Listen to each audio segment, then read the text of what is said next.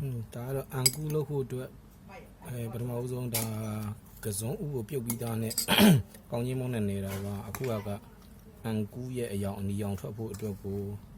စေးနီမုံလေးထည့်ပြီးနေနေရပါစေးနီပေါ့နော်စေးနီရေပေါ့နော်ဟိုပါပေါ့ဖုကာလာပေါ့နော်ဖုကာလာထည့်နေနေရပါဟိုနေ့အန်ကူအော်ဒါရှိရတဲ့ရိုက်ပြပေးတာပါ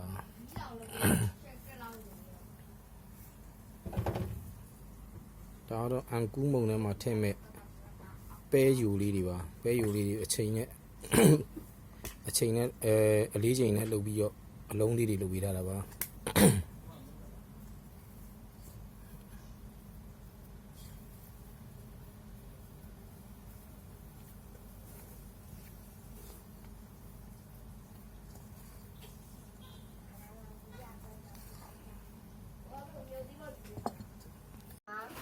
မမလက်အနေနဲ့ဘာကြိုင်လာခုနတော့ကဆေးရောင်ဆိုးပြီးတဲ့မုတ်လုံးလေးတွေကိုဒီလိုအလေးချိန် grand လေးနဲ့တိတိကျဖြစ်အောင်ချိန်ပါတယ်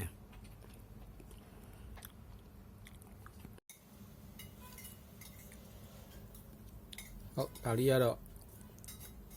အန်ကူရဲ့မုတ်ပုံလေးပေါ်ဟိုမိုးကွက်လေးနဲ့ပုံဖော်နေတာပါ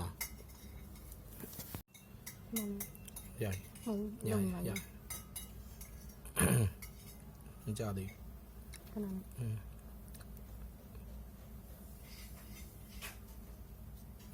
မိုးကွက်တွေကထွက်လာတဲ့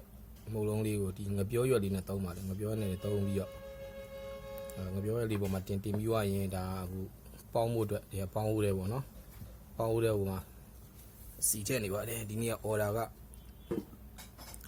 အလုံး20ကျော်လောက်ရှိရအလုံး20အလုံး30လောက်ရှိတော့လုပ်ပေးနေတာပါခင်ဗျ